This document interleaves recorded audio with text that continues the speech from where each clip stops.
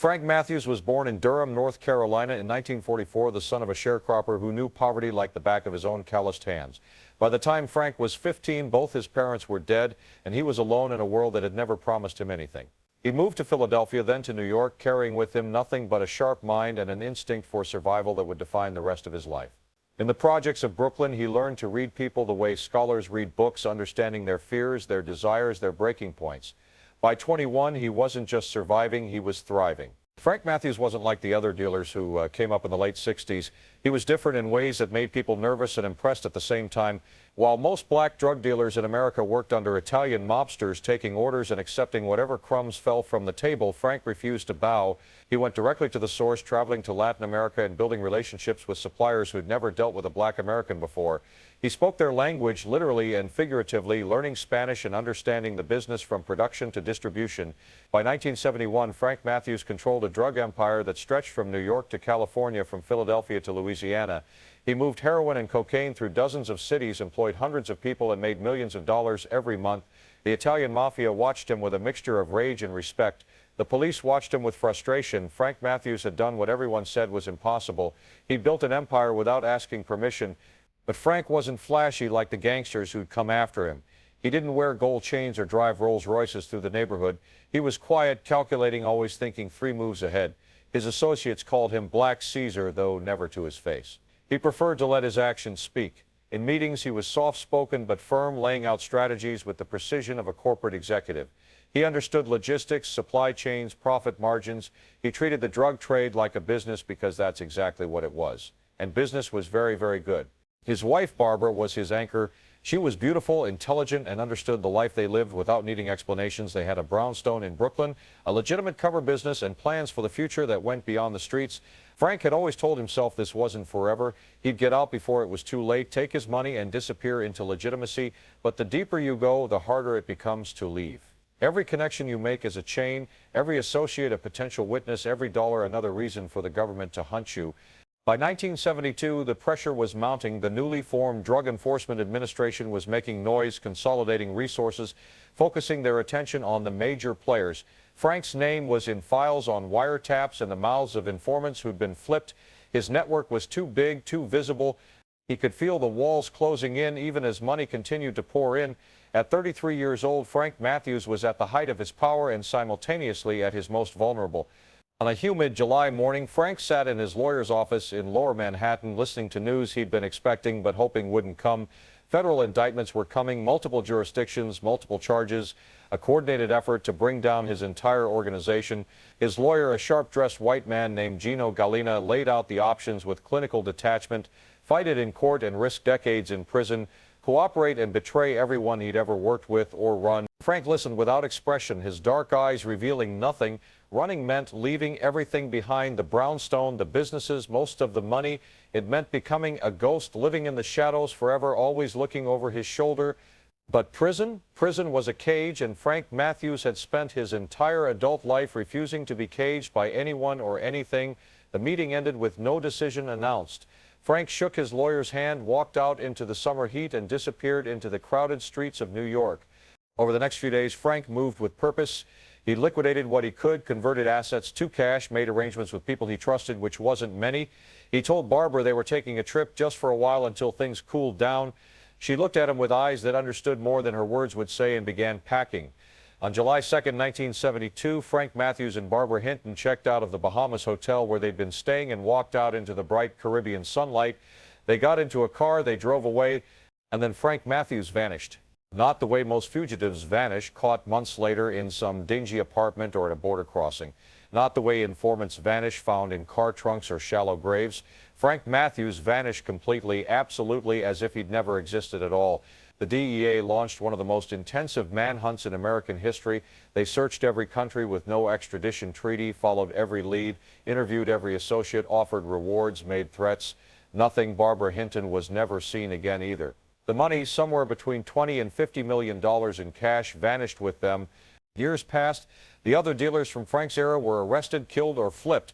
The Italian mobsters went to prison. The DEA closed cases and moved on to new targets. But Frank Matthews stayed gone. Theories multiplied like shadows. He was living in South America under a new identity. He'd been killed by associates who wanted his money. He died in an accident. His body never recovered. He'd undergone plastic surgery and was living in plain sight somewhere in America. Every theory was investigated. None led anywhere. In the neighborhoods where Frank had operated, his legend grew. Older men would tell younger ones about Black Caesar, the man who beat the system, who refused to bow to the mob or the government, who took his freedom and his money and simply walked away. Some said it with admiration, others with skepticism, but everyone agreed on one thing. Frank Matthews had done what no one else had managed. He'd won, but had he? That was the question that haunted the investigators who'd spent years chasing his ghost. Had Frank Matthews really won, or was he living in a different kind of prison, one without bars but with walls just as real? Could you ever really be free when you couldn't use your name, couldn't contact your family, couldn't return to the places you knew? Was a life in hiding still a life or just an extended form of death? Frank had always been a man who calculated odds, who weighed risks against rewards, who understood that every action had a cost. In those last days before he vanished, sitting in hotel rooms and safe houses, making final arrangements and burning bridges, what had he been thinking? Did he second-guess the decision? Did he imagine what his life would become, years or decades spent looking over his shoulder, trusting no one, unable to enjoy the wealth he'd accumulated because spending it meant exposure? The psychology of disappearance is complex. It requires not just resources, but a particular kind of mental discipline. You have to be willing to kill your former self, to bury your identity so completely that even you forget who you once were. You have to accept that everyone you knew will eventually assume you're dead. You have to live with the knowledge that you can never correct that assumption, never reach out, never explain. For most people, that's impossible. The need for connection, for recognition, for meaning beyond mere survival is too strong. But Frank Matthews wasn't most people.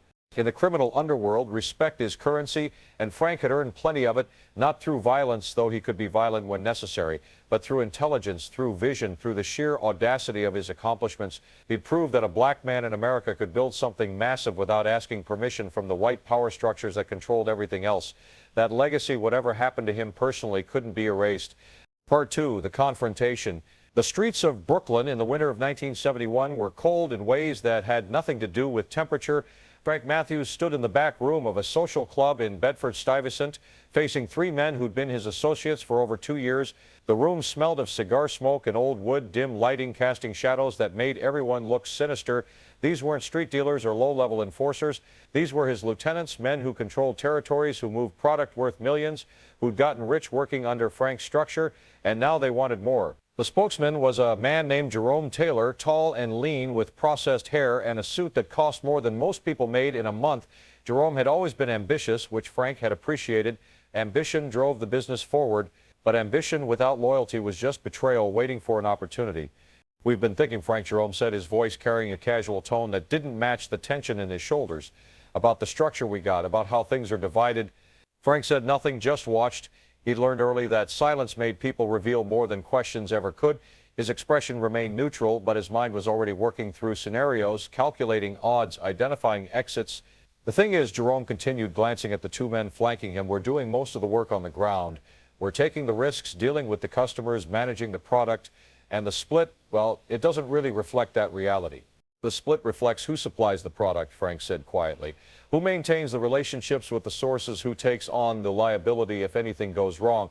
The split reflects the entire operation, not just your piece of it.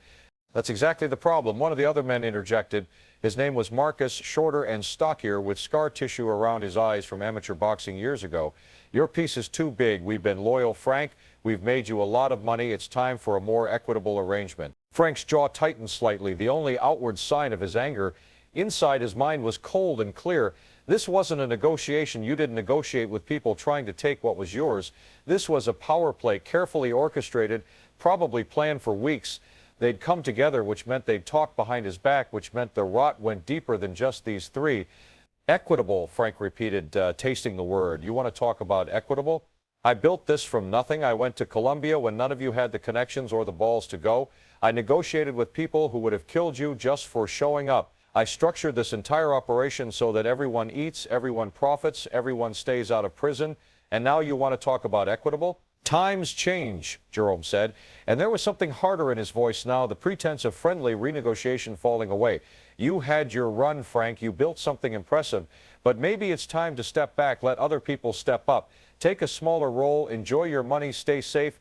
Stay safe. The phrase hung in the air like a threat, which is exactly what it was. Frank's hand moved slightly toward his waistband where he kept a .38 special, but the movement was matched by Jerome and Marcus, both of them shifting in ways that revealed they were armed too. The third man, quieter until now, moved to block the door. "This is how you want to do this?" Frank asked. His voice was still calm, but there was steel underneath. "You think you can just take what I built? You think the suppliers will work with you? You think the other cities, the other networks, they'll just accept new leadership?" "We think they'll accept reality," Jerome said. "We think they'll work with whoever has the product and the distribution, and we think you're smart enough to walk away while you still can." It happened fast. Frank's hand went to his gun, but Jerome was faster, pulling his own weapon and pointing it directly at Frank's chest. Marcus drew too, and suddenly Frank was looking down two barrels in a room with no good exits. His mind raced through options. He could try to shoot his way out, but the odds were terrible. He could try to talk his way out, but that ship had sailed. These men had made their decision before they ever walked into this room. "You're making a mistake," Frank said, his hands slowly rising. "A big one." "Maybe," Jerome acknowledged, "but it's our mistake to make now." The sound of the door opening behind the third man changed everything.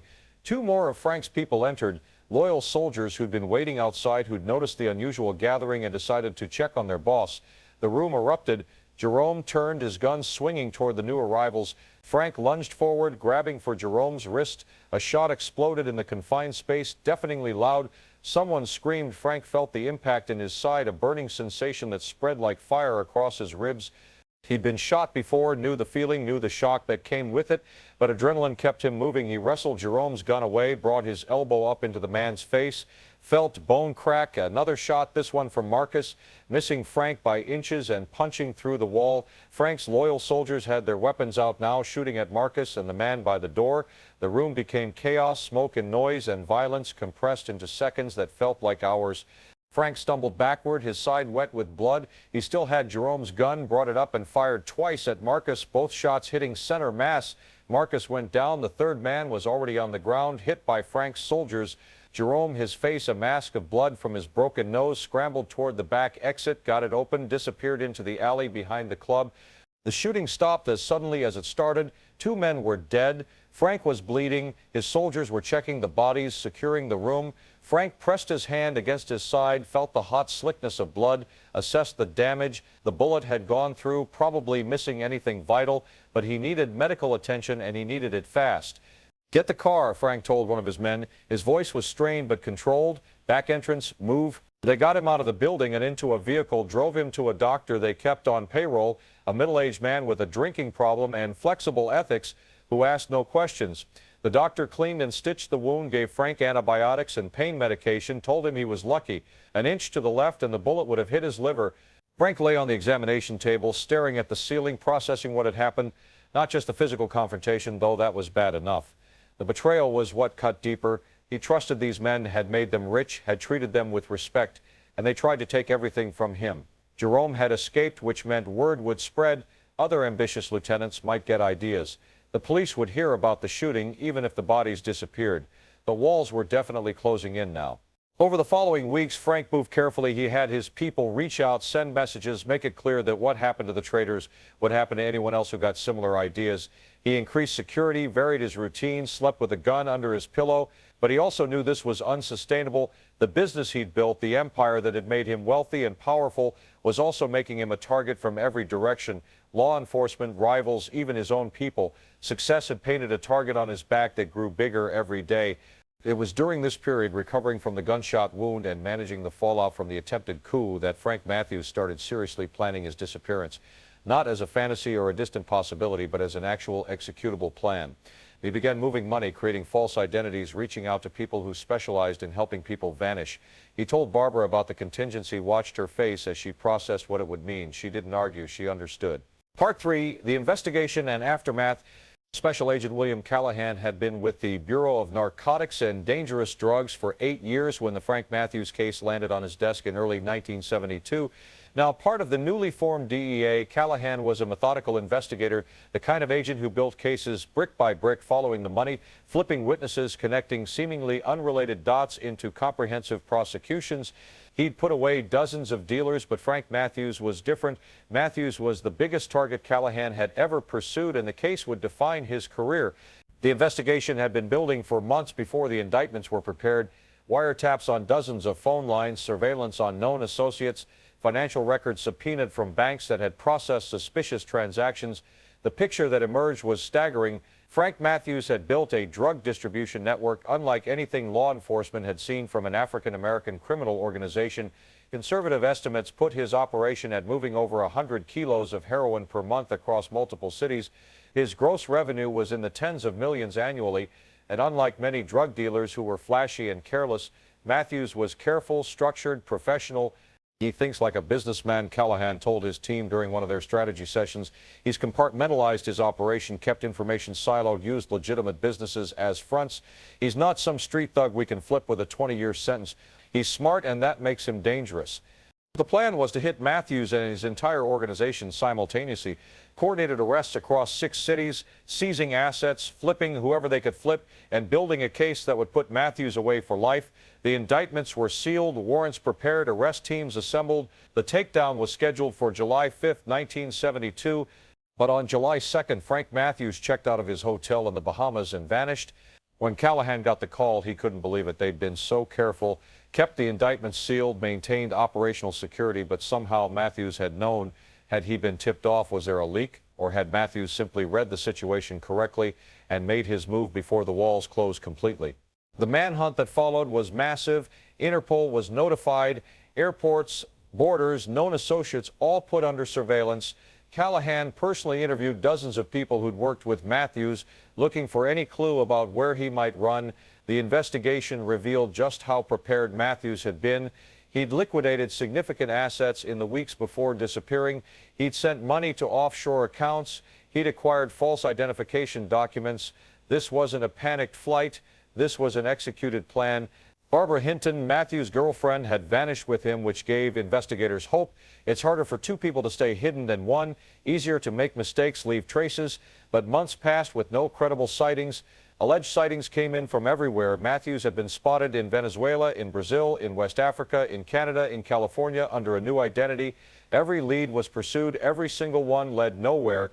He's dead, one of Callahan's colleagues suggested after 6 months of fruitless searching. Has to be maybe his own people killed him for the money. Maybe he's buried in the desert somewhere. But Callahan didn't buy it. Matthews had been too smart, too careful. If he'd been killed, there would be rumors, whispers in the criminal underworld. Money that large didn't just disappear. People talked eventually, but there was nothing, just silence. The kind of silence that suggested Matthews was still out there, living quietly under a new identity, keeping his head down. The investigation into his network continued without him. Associates were arrested, prosecuted, sent to prison. Some cooperated, providing details about how the operation had worked, but none of them knew where Matthews had gone. The Italian mobsters who'd watched Matthews rise with resentment quietly celebrated his disappearance, though they too wanted to know if he was alive. That kind of money, that kind of knowledge, it was dangerous floating around unsecured. Years turned into decades. Callahan retired from the DEA. The Frank Matthews case, an open file that haunted him. He'd caught hundreds of criminals in his career, but the one that got away was the one he remembered most. In his retirement, he'd sometimes pull out the old case files, review the evidence, look at photos of Matthews and wonder, where was he? Was he still alive? Did he ever regret running? Or was he somewhere warm and comfortable, living under the sun with his money and his freedom? The official case remained open. The warrant for Frank Matthews' arrest never expired. In law enforcement circles, he became a legend, the ghost that got away. Training instructors at Quantico would use his case as an example of how a smart criminal could beat the system if they planned carefully enough. But they'd also use it as a cautionary tale about hubris, about how the life always catches up eventually. But did it? That was the question no one could answer. Because Frank Matthews never surfaced. He never got caught trying to access old accounts. He never contacted former associates. He never appeared in any database, any surveillance photo, any informant's testimony. For a man who'd been so prominent, so successful, so visible in the criminal world, his disappearance was absolute. Some investigators theorized he died early, maybe within the first year, and his body was simply never found. Ocean burial, cremation, any number of ways to dispose of a body completely. Others thought he was living under deep cover with plastic surgery, perhaps, in some country with no extradition treaty, careful and paranoid, always looking over his shoulder. The question of Barbara Hinton added another layer of mystery. If Matthews had been killed, what happened to her? Did she die too, or did she return to the United States under a different identity? But there was no record of her entering the country, no trace of her anywhere. It was as if both of them had simply ceased to exist on July 2nd, 1972. The money added yet another layer. Estimates varied, but Frank Matthews had likely taken somewhere between $20 and $50 million in cash when he disappeared. That's a lot of physical currency to move, to hide, to launder over time. Yet none of it ever surfaced in ways that could be traced back to Matthews. Either he'd been incredibly disciplined about how he spent it, living modestly and carefully, or someone else had ended up with it. In the neighborhoods where Matthews had operated, his legend grew with time. Young dealers who weren't even born when he vanished would invoke his name, talk about Black Caesar who beat the white man's system, who took his money and walked away free. Whether it was true or not almost didn't matter. The story was powerful enough on its own. Part 4, Theories and Legacy. The disappearance of Frank Matthews spawned countless theories over the decades, each one examined, investigated, and ultimately leading nowhere. Law enforcement, journalists, criminologists, and amateur sleuths all took their turns trying to solve the mystery. Some theories were more credible than others, but none could be definitively proven. Theory 1. Matthews was killed shortly after disappearing, either by former associates who wanted his money or by competitors who saw an opportunity. This theory was popular among FBI agents who'd spent years chasing false leads. A body hidden or destroyed, the money divided among killers who were smart enough to spend it slowly and carefully. But this theory had problems. Matthews had been careful about who he trusted, had loyal soldiers who would have known about any plot against him, and if he'd been killed by associates, someone would have talked eventually. In the criminal world, secrets that valuable rarely stay buried forever. Theory 2, Matthews underwent plastic surgery and was living in plain sight somewhere in the United States, perhaps in a small town where no one would think to look for a fugitive drug lord. This theory had some appeal. It would explain how he'd stayed hidden so completely, how he'd avoided international surveillance. But plastic surgery in the 1970s wasn't what it would become later. Major facial reconstruction would have been obvious, would have required extensive medical care and left him incapacitated for months. And living in the United States, even under a new identity, would have been incredibly risky for someone whose face had been plastered in law enforcement offices across the country. Theory 3, Matthews fled to a country with no extradition treaty with the United States and set up a new life there. Venezuela, Brazil, several African nations, all were possibilities. This was perhaps the most credible theory. Matthews had the resources, the connections, and the intelligence to pull it off. He spoke Spanish, understood international business, and could have used his money to buy protection and a new identity. But even this theory had questions. How did he get out of the Bahamas undetected? How did he move such a large amount of cash internationally? And how did he stay hidden for so long without making any mistakes? Theory 4, Matthews had died of natural causes or an accident and his body was never recovered. Heart attack on a boat, plane crash in a remote area, any number of random tragedies that could befall anyone. Barbara Hinn's disappearance made this theory less likely unless both of them had died together, but it remained possible. The universe is full of random chance, and even the most careful plans can be undone by simple bad luck. The psychological profile of Frank Matthews added another dimension to understanding his disappearance. He was, by all accounts, a man of exceptional intelligence and self-control. Associates described him as quiet, thoughtful, someone who preferred to listen rather than talk. He was methodical in his business dealings, always thinking several steps ahead, anticipating problems before they arose. This wasn't a man who'd disappear on impulse or make careless mistakes, but he was also human, subject to the same needs and weaknesses as anyone else. The need for connection, for meaning, for something beyond mere survival. How did someone like Frank Matthews cope with decades of living under an assumed identity, never being able to use his real name, never being able to claim credit for what he'd accomplished, never being able to connect with people from his past? That kind of isolation could break even strong minds. Or maybe it didn't break him. Maybe Frank Matthews was one of those rare individuals capable of complete reinvention, capable of killing his former self so completely that he never looked back. Maybe he'd compartmentalized his life before disappearance as something that happened to someone else, a story he could recall but no longer feel connected to. Psychologically, this kind of dissociation was possible, especially for someone with Matthews' evident discipline and intelligence. The impact of Matthews' disappearance on the drug trade was significant. He proved that a black American could build a drug empire without working under the Italian mob, could deal directly with international suppliers, could run a professional, profitable operation. In the years after he vanished, other dealers followed the blueprint he'd created. Nicky Barnes in New York, Frank Lucas in Harlem, dealers in Detroit, Los Angeles, Chicago, all of them built on the model Matthews had pioneered. But none of them managed what Matthews did. Barnes was arrested in 1978, became a government informant. Lucas was arrested in 1975, served time, got out, and was arrested again. The vast majority of the dealers who came after Matthews ended up in prison or dead. Matthews remained unique, the one who got away, the one who understood when to walk away while he still could. In law enforcement circles, the Matthews case became a cautionary tale about the importance of timing. If they'd moved just a few days earlier, if they'd arrested him before he had a chance to run, he would have spent the rest of his life in federal prison. But they'd waited, trying to build the perfect case, and in that waiting, he'd slipped through their fingers.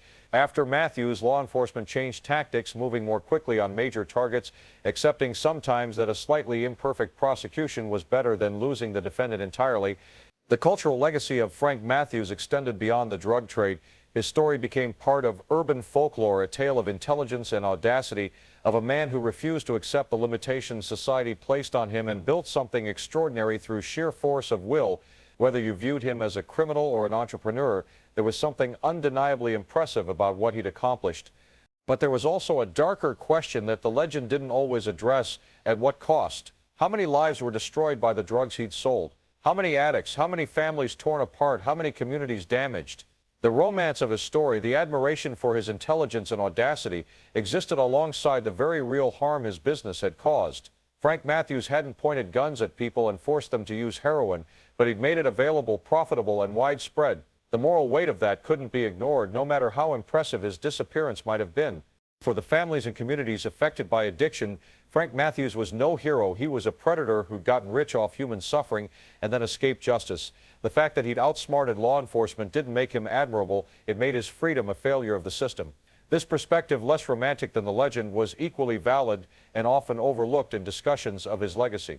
Part 5, Enduring Mystery and Final Reflection. As decades passed and the 20th century gave way to the 21st, Frank Matthews transitioned from a current fugitive to a historical mystery. By 2000, he would have been 56 years old, if still alive. By 2020, 76. Each passing year made his survival less likely, his disappearance more permanent, and yet the mystery endured, never solved, never explained, a question mark in the history of American crime that refused to be erased. In 2007, America's Most Wanted featured Frank Matthews in a segment bringing his story to a new generation.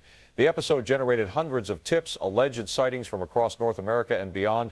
All were investigated, all led nowhere. In 2013, a man in Los Angeles claimed to be Frank Matthews, living under an assumed name for 40 years. DNA testing proved he wasn't. In 2015, a body discovered in Venezuela was briefly thought to possibly be Matthews, but dental records didn't match. The case remained technically active, though resources dedicated to finding Matthews decreased with each passing year.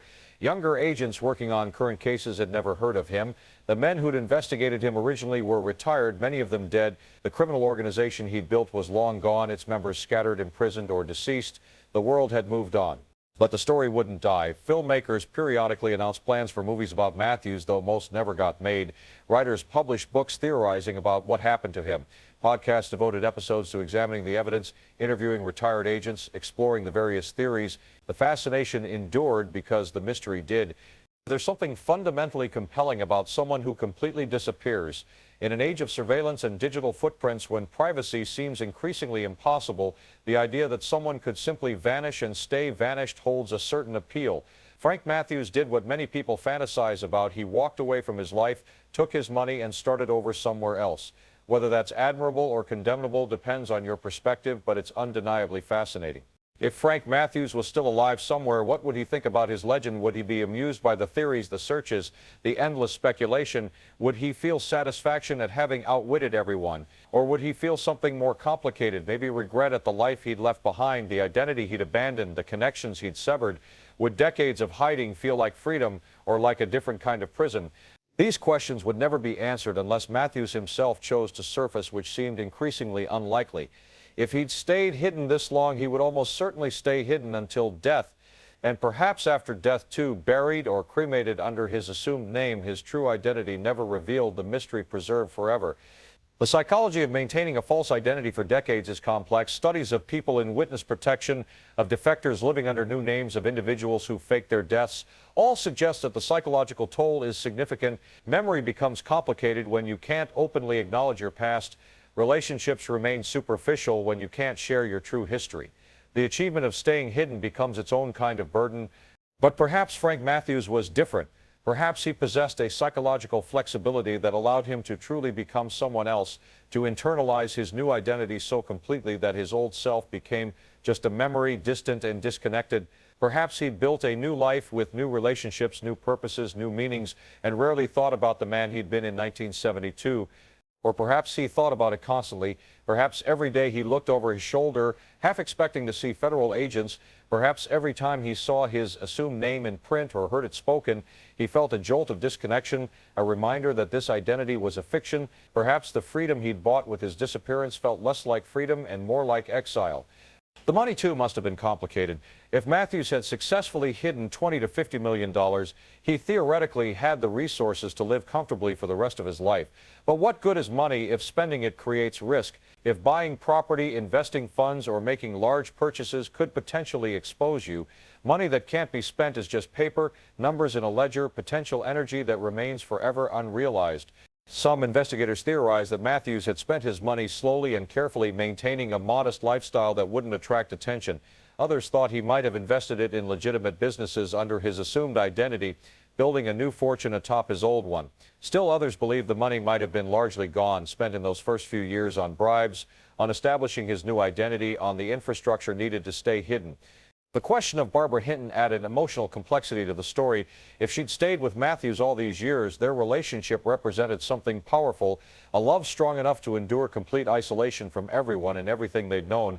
But the alternative was darker, that she'd died early in their flight, or that Matthews had killed her to eliminate the one person who could expose him, or that they'd separated and she was living her own hidden life somewhere. In the criminal world, Frank Matthews became a cautionary tale as much as an inspiration. His success in disappearing was impressive, but at what cost? He'd walked away from everything: his reputation, his connections, his identity. He'd spent either the rest of his life in hiding or had been killed shortly after disappearing. Either outcome was a kind of defeat, even if it avoided prison. For law enforcement, the case represented both a failure and a learning opportunity. They'd failed to catch Matthews, but they'd learned from that failure, adapted their tactics, moved more quickly on future targets.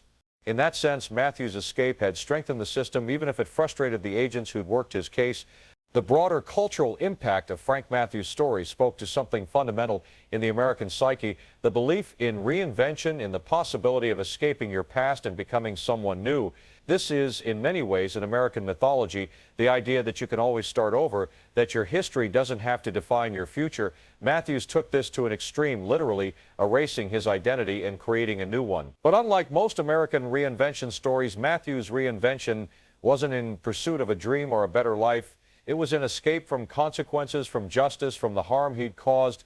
That made his story more ambiguous, less heroic. He wasn't running towards something, he was running away, and whatever new life he built, it was built on the foundation of fleeing responsibility for the old one. As the years turned into decades and the decades began to accumulate, the probability that Frank Matthews was still alive decreased steadily. By any reasonable estimate, he would have been well into his 70s or 80s by the 2020s, assuming he'd survived at all. The manhunt had effectively ended, though the warrant remained active, a digital ghost in law enforcement databases. And yet the story wouldn't quite die. Every few years, someone would come forward claiming to know what happened to him. A journalist would investigate and publish their theory. A continued 2320 documentary would examine the evidence. The mystery had become self-sustaining, interesting not just for what happened, but for what remained unknown. In the end, Frank Matthews achieved a kind of immortality through mystery. Not the immortality of great achievement or lasting legacy, but the immortality of an unanswered question. Who was he really? Where did he go? Is he still out there somewhere? Did he win or did he lose? These questions would outlive everyone who'd known him, outlive the agents who'd hunted him, outlive the associates who'd worked with him. Somewhere, maybe an old man with a different name lived quietly, his past carefully hidden, his secrets intact. Or somewhere, a grave held bones that once belonged to Frank Matthews, the marker bearing a name no one would recognize. Or somewhere between those possibilities lay the truth, complex and unknowable, a story that would remain forever incomplete. Frank Matthews had built an empire, made millions of dollars, and changed the landscape of American drug trafficking. But his greatest accomplishment, the thing for which he'd ultimately be remembered, was his disappearance. Not what he built, but what he escaped. Not who he was, but who he became, or failed to become, or succeeded in becoming so completely that no one could ever find him again. The legend endured because the truth didn't, and perhaps that was fitting. Frank Matthews had spent his life in the shadows, operating outside the law, building power through secrecy and careful planning. His disappearance was the ultimate expression of that approach, complete, perfect, and ultimately unknowable. Whether it was triumph or tragedy, freedom or another kind of imprisonment, victory or defeat, no one but Matthews himself could say